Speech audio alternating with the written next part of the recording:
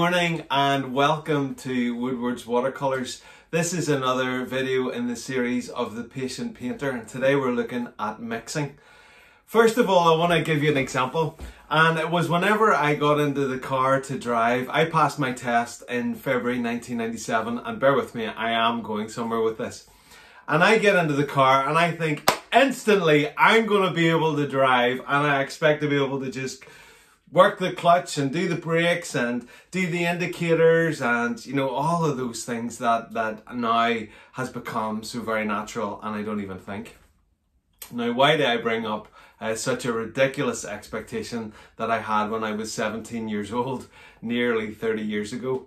Well, I bring it up because I think in regard to mixing colour, we have that same mindset. We imagine that bing, within about 2 or 3 weeks or a month or two, we're going to have mixing colours down. Well, I want to suggest that that's a completely unrealistic expectation. I found over the years that I've painted that actually it depends on me getting to know the little palette that I'm using of colour, the types of paint that I have, and there are, yes, some hacks and things that I've learned over the years which I'm going to show you and demonstrate to you. But on the whole, mixing colours is about gaining experience, is about figuring out what happens when you put that colour in with that colour. In the watercolour class that I take, I'm forever saying to everyone that attends that it's a pendulum swing. You are trying to mix a colour together, and therefore there is a toing and a froing until it actually begins to settle on the colour that you're looking for. The other thing to say is that as you're doing it, it just takes time. It takes time to get there, and before you do anything else, there's a step that you have to take, and that step is actually noticing the nuances of the colour that you're seeing. That is, if you're trying to find a realistic colour.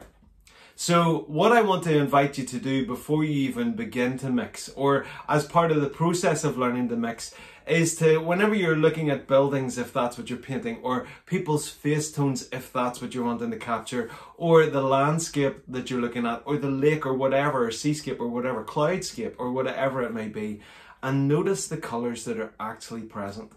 If you can begin to notice the colours, then you will have the correct colour that you're wanting to mix. So come with me and we're going to patiently mix some colours together. Today what I'm using is my Daniel Smith set of 24 half pans, and I know that what I need to do is to turn it around because this is the way that I normally use it. So when you open it up, it gives you really two palettes, and you can actually lift this set out in the middle where the half pans are, and you've got another palette you can use there. I don't do that because I find it quite difficult to get it in and out. It also comes with this really helpful sheet of the colours that is on like an acetate, so it's really, really good to use. These are expensive paints from my point of view, ranging probably about 140 to 160 pounds is what you can pay for them, but they are absolutely fantastic and pretty unique. So this is what we're going to use today. So let's begin. So what I'm using today is a Seawhite of Brighton. They're my favourite paper. I've just cut down a Seawhite of Brighton 350 GSM cold press paper. This is a flat brush and a number 18 in the Seawhite range. I'm going to lift, I tend to lift 3 amounts, just 3 dips really of water. That's how I tend to start. Now clean it off on the side. What I'm going to do is, first of all, I'm going to mix a black just to show you how that's done. So I'm going to take some Pearl Scarlet, which is a lovely rich colour. And then I'm going to take some ultramarine blue. Now I'm going to keep mixing. That's about the consistency that I'm looking for. Then I'm going to take some Hansa Yellow Deep. Okay, so we've gone into this kind of almost like a yellow ochre kind of browny colour. Okay, so we're going to need to add in more of the ultramarine blue. This is the pendulum swing that I'm telling you about. A little bit more of the Pearl Scarlet. A little bit more of the Hansa Yellow Deep. And then much more of the ultramarine blue. Okay, so we've got a slightly greeny tone, so that's telling me that I need to add in more of the ultramarine blue. I'm going to add in a good lot more of that. And let's see where we are now. Okay, so we have really arrived at what could be, it's likely more of a Payne's grey kind of a black. Okay, so let's make that even more blue in tone. I'm going to add in a little bit more of the pearl scarlet. It's going to take us to a little bit more purpley. Let's see where we're at here with that. Okay, so now that is a lovely black that we have arrived at. Okay, now from that place then, we can take that black into much more of an ivory black. So I'm going to take some burnt umber, which is the lighter color, ironically, than the raw umber. And as you can see, that takes it even further into a more earthy kind of a black. Now, if I want to move that into much more of a cool black, then again, I can take some more ultramarine. And that's going to take me to the Payne's grey again, if you can see that. Now, I can take that even further with a, let me see, I'm going to take a little bit of the cerulean blue, and I'm going to move that into, let's see where this takes it now. That's getting into, coming towards a more kind of a stony colour. Now, if I, let's just demonstrate using the pigment or the colour that we've actually mixed. So I'm pretty content with that wash that we've got there.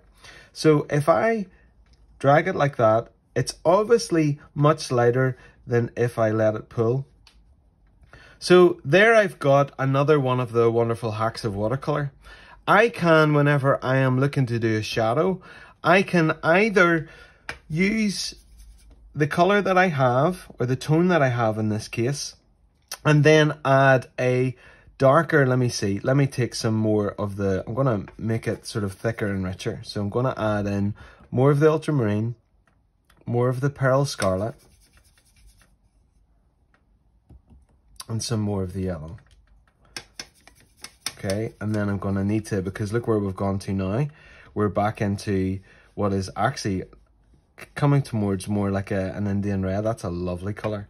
Now what I want to add to that in is much more of the, there we go, we're heading back to the black again. Okay, there we are. So that's a much richer tone. It's nearly like in the Daniel Smith range, like a moon glow. So I can mix a darker colour effectively by adding black to it for shadow. Or what I can do is use the same colour, let it dry, layer it up, and deepen the shadow that way. So if you can see from this, I have used the Hansa Yellow, Pearl Scarlet, and the Ultramarine Blue. That is all that I have used to get this gorgeous swatch of different colours. And it is, as you can see, a pendulum swing of backwards and forwards of trying to find the colour that we're looking for. And it takes time and it requires patience. Let's talk about mixing blacks. Well, we've actually already shown you how to mix black, but I just want to go over very simply, if you're starting off of having a black in your palette already, which you're normally going to do, I tend to use the colours that I have. I don't want a whole plethora of colours, like, 40 or 50, because it's just too much. But I also, for ease, want to use the colours that I have present here. So my favourite one to use is the Jane's Grey. So if I take the Jane's Grey, I'll just show you what it's like here. It's this beautiful blue kind of a tone. Now, if I want to move the Jane's Grey into more of an earthy tone, then I just pick some raw umber or some burnt umber, normally some of the two together, and that's going to make it much more of an earthy kind of colour. You can see that there. Then to bring that back into the Jane's Grey again, I'm going to take a little bit of ultramarine blue, and I'm going to just add a little bit more there, and we are really back to where we started. Now, it's a little bit lighter and a little bit more blue, but we can go on the pendulum swing to find a colour that is more fitted to what we're looking for. Okay, the other thing that we can do then is add in some cerulean blue, which is this lighter blue, which really gives me a good colour for stone. And what I did there was I added in some cerulean blue. It was a little bit too much, so I just lifted a little bit of the burnt umber, and that's going to take us to much more of a stony kind of colour, which is really, really helpful to use. So I do a lot of buildings and areas in architecture. Therefore, I'll use the Payne's Grey or the Jane's Grey, which is slightly bluer for the likes of a tarmac. Then this is much more browny, so we're heading towards an ivory black. If I want to mix a really quite rich ivory or lamp black, I'm going to take loads of the Jane's Grey, take the burnt umber, and just to give you a bit of a contrast, it's much more of a richer kind of tone, and I'm letting it pull, so I'm lifting the brush slightly so it's going to deposit much more of the wash onto the page. I want to show you how I mix the blue of a sky. So I'm going to take my 3 drops here. So the cerulean blue is really pretty close to a very blue sky, but I find it is actually a little bit unnatural for a sky. Often that's not the colour that I'm seeing above my head. So I tend to mix some of the ultramarine and the cerulean blue together. So it just gives me that bit more of a realistic blue. But depending on where you are in the world, your skies are going to be different hues of blue. So it goes back to the point I was making, that there is a step before mixing colour, which is begin to be able to differentiate and notice the colour that you're actually seeing. Now, if I'm doing a sea, my go-to for sea would be this cobalt turquoise, which is a really lovely teal kind of a colour, which is great. I might at times add in a little bit of phthalo green and then just a touch of burnt sienna. Now the burnt sienna to that, I would see this colour a lot round harbours in Northern Ireland. And so I've taken cobalt blue, just a touch of phthalo green, and then a little bit of burnt sienna, and it gives me this kind of a murky sort of colour that you might see in a harbour. But going between those tones of the cobalt turquoise, phthalo green, even a touch of phthalo blue, the phthalo blue is going to just bring it right back. Do you remember the pendulum swing I was telling you about? We did it with the black. We went from being this Payne's Grey bluey black to adding in browns to make it more of an ivory or a lamp black. So adding in a little bit of the phthalo blue is then going to take you back, really linking these two colours together. Now, what we can do is talk a little bit about greens while we're here. So we have got, let me see, so we've got lots of this blue. What I'm going to do is I'm going to take just a little bit of the Hansa yellow. And so we begin into it. Now this is a very, very, it's a yellowy kind of a green. So if I want to make it more earthy, I'm going to look and see, okay, well there's an earth tone, the lighter of the umbers. So take the burnt umber and I'm going to add in a little bit of the phthalo blue, which is a very vibrant colour. So I'm just going to do that very gradually just to see where it takes us. So as I do that, okay, so we're moving more towards a green that I might use more so, but it's still a little, now it's hardly electric, but it's still a little bit lighter than I might want to use. So I'm going to take the raw umber, which is that bit darker, and the raw umber is going to earth it down. I'm going to take it much more down, and I'm going to lift a little bit of yellow ochre. Yellow ochre is a very, very helpful colour, and I'm going to lift a little bit more of the phthalo blue just to enrich this up a bit, and a little bit of the ultramarine blue. So I'm dancing all over the place here. Now we've got a darker shade of the green, and if I want to make that much more vibrant and electric, I'm going to take some of the Hansa yellow light, which is really, really bright. And as I add, I'm going to add some more of that, and I'll show you it becoming a much more vivid, almost not fluorescent, but getting in that direction. And I'm going to add a little bit more again to show you. So it's got to be this really quite electric green. Now, what I'm going to do is a strange one is add in an Indian red, and I just want to show you how this affects. Just watch what this does. So we're getting almost towards a brown tone. I'm going to show you on this side. Now that is a very, very helpful colour.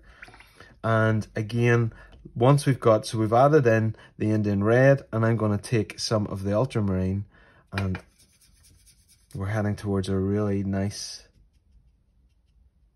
rich, in that green tone range, darker shade. Another little bit. Bonnie's going to give off here. Who's come, Bonnie? You take a seat there, Pet. A little bit of ultramarine blue added to that. So sorry, everyone. I'm going to add it to that. And then, what do you see as it darkens down? I just wanted to show you something quite wonderful about the Daniel Smith range of watercolours.